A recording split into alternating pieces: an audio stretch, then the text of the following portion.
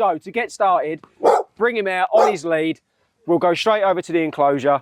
He can have a mooch and a sniff and a wee and all the usuals. Wait. Oh my gosh. He's fucking stunning. Oh, it's the camera.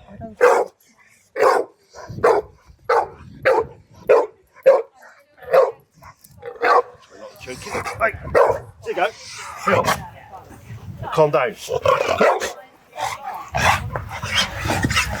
How old is he? 21 months. 23 now. 23, is it? Wow. Come on, let me Get yourself in a pickle, boy. in there. Straight in here. Come on. Come on, boyo. You've got a dog who thinks the world's the most amazing thing all of the time, but is also incredibly good looking. So he's going to attract everyone into him as it is anyway. And you just end up in this just constant cycle the whole time where he knows if he puts the effort in, he'll get there, he'll get the fuss out of it, and then he'll go, oh, I'm done with you, and then he's on to the next thing. Yeah. And he'll get some fuss out of that, or he'll have a good sniff, and then he'll see the next thing, puts all his effort in, charges, and then he gets another bit of top up or whatever it is that he's trying to do. And it's like yesterday, because we stayed at a travel lodge in Wickford. Yeah, okay. And I was out in the car park while Mark was going in check-in and that. And this family came out and they all started cuddling to say goodbye. Of course, he's like, where's my cuddle? Right, okay. So he started barking at them. So then they said, do you mind if I come over and speak to him? Right, okay. And with that, they was coming over. I said, he is very diving. They all had like their legs out. I said, he'll scratch your legs. But it's like... He lives on his terms quite a lot. Yeah, fine. Come here, you.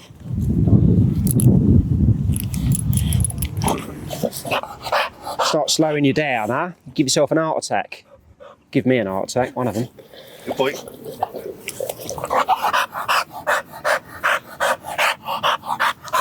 So, that's just a little slip collar. Yeah, we have got... Pretty much does the same job as a slip lead. I know you use that as a head collar.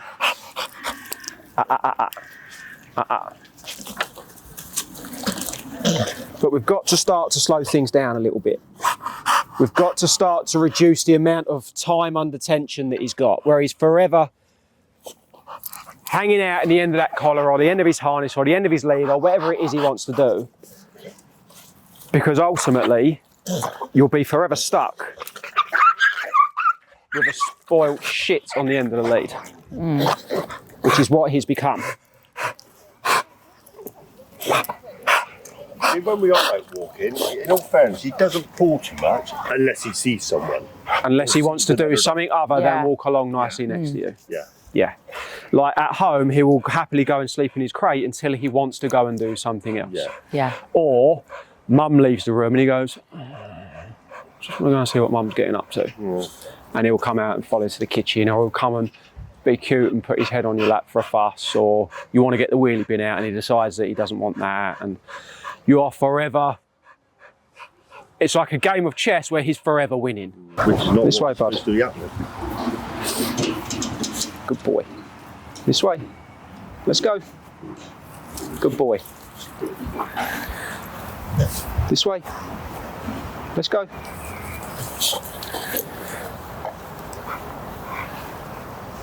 Let's go, bud. Good boy.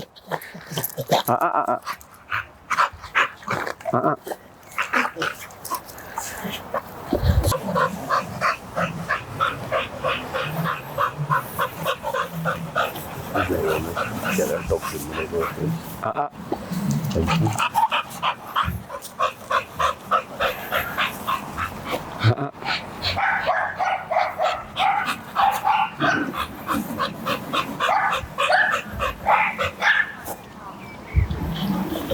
Within seconds.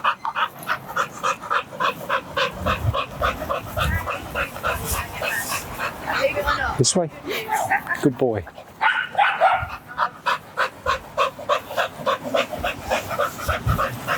This way. Like, that first little bit, that was incredibly stressful. And he did not want to come and walk away with me. I'm a complete stranger. He's overexcited, overstimulated, doesn't really know what he's doing, and now I'm taking him away from you on a collar that he doesn't understand. And he went, quite rightly, he went, well, you can fuck off, because I don't want to do that. Yeah. But as long as I try and remain calm and I'm not going to start ragging him around, that little bit of pressure went on. As soon as he moved towards it, the pressure went. I didn't have to make a song and dance over it. The deal was, you move towards it, I promise the pressure will turn off. And he done it. And then immediately he hit the brakes. Because in his world, he'll go, well, I'll just try harder again then. Yeah. So he did. And he tried harder and the pressure went on. And because he learned the first time, he went, well, actually, if I just move towards it, it will just go. Yeah. And he did. And then after that, we was down to the most minimal of pressure where he knows, good boy, the only outcome is for me to go towards it. And the quicker I do it, the quicker it leaves me alone. So for him, he wins. I get what I need. He gets what he wanted ultimately at the end of it. What I want to do, we'll give him a minute just to chill for a sec. But I want each of you to take over a little bit. And we'll continue to see how well we do on the slip collar first. Mm-hmm. It's all well and good if he does it for me, but that's obviously not real well. He's got to be able to do the same thing for you, both of you equally. And you've both also got to feel as comfortable utilising that as you would anything else. If we find that he's going to drag through it, if you find that he's too strong in it, then we just change. Yeah, we don't want to have to just keep persevering with something that you don't feel comfortable on anyway. Mm-hmm. So we'll get you just to have an aimless wander. Your terms, your direction, your pace, you choose how much leash, and just be aimless with it for a minute. I'll go and get a dog out and I'll talk you through each little bit that we need to do. For a minute, just believe that you can stop him on a dime. Because literally just going like... You're going to hold on to that lead and you're going to upwards. Okay. And you're going to get it wrong more than you're going to get it right to begin with. So just get comfortable mucking it up. Okay. All right, and just be aimless for a minute, but your terms. Once again. Good boy. I want you to believe that you can do it, even if you've got to fake it a little bit. Come on. Good boy. Good boy. This way. Good boy. Oh, he's got a proper swagger when he walks, and he's got like... Oh boy, I've got fun like that. Oh.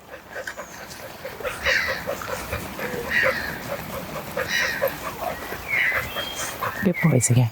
Relax your arms a little bit. You're waiting for something to go wrong, I can see. Come on, this way.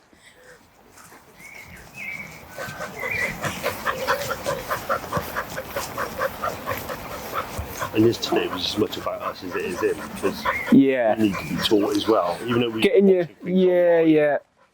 Everything's great online, but it's always there's always assumptions around it. Like and a video online might be not necessarily the opposite, but it might not be the direction that is right for you guys or him or all of you together or whatever.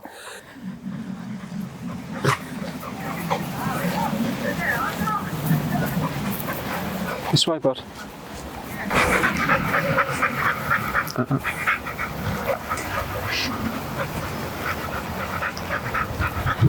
This way. Good boy.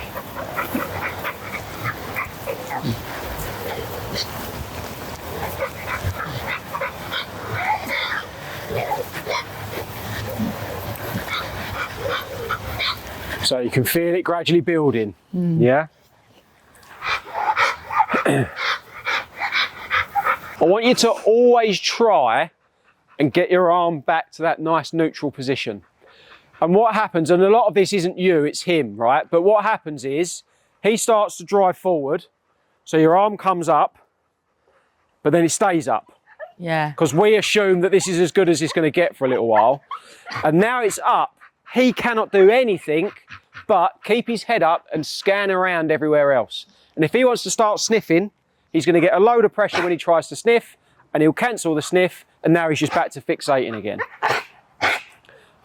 It gets a little bit convoluted and a little bit difficult, but if your knee-jerk response is to do that and stay like that, as far as he's concerned, that's his fault. The fact that I've now got loads of good boy, the fact I've got loads of pressure, the fact that I've now lost access to the environment and the sniffs and blah, blah, blah, blah, blah, that's him.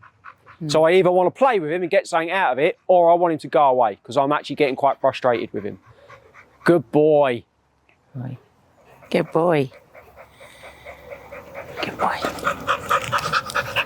What you send down the lead ultimately paints the picture. And if he's making it difficult because he always wants to keep sneaking off ahead, or he's veering off here, there and everywhere or whatever, then we just have to find ways. We just have to find ways to clean those bits up a little bit more. If Adam comes over all waving his arms about and excitable, he's going to assume, yeah, there. So, all I want you to do, shorten the lead up a little bit and just come up to the front of him. Nice. Instant change. Always making sure, and you've got it perfect. Super short leash, but you've got that nice little bit of relax in that leash still. It's not gone like directly straight. Because the speed at which you can give him a correction now is almost instantaneous. So if he goes, at Adam, like almost immediately you can interrupt that rather than it slowly snowballing into a big deal or whatever. Yeah. But it's very easy for you, if Adam's going to be that annoying bloke who knows best, then it's easy for you to be able to go, actually, Do you want me to be the annoying bloke that knows best? not anymore. It's easy for you to just put your leg across the front. Because as much as you can say to Adam, can you do us a favour and ignore the dog, it's very difficult to expect that if he's like, could do us a favour, ignore that dog that's like hanging out at the end of his lead, yeah? Which from there it's a lot easier. So then if I do choose to ignore you, it's very easy for you to, with your left leg, just step straight across the front of him. Exactly that. So not only am I likely to get the message at that Sick. point, immediately you're back in control there. And doing this at home is no different to doing it outside. Just because we're indoors doesn't mean that we suddenly don't need to be attached. Just because we're indoors doesn't change your rules or boundaries or whatever. Because you mean business everywhere you go.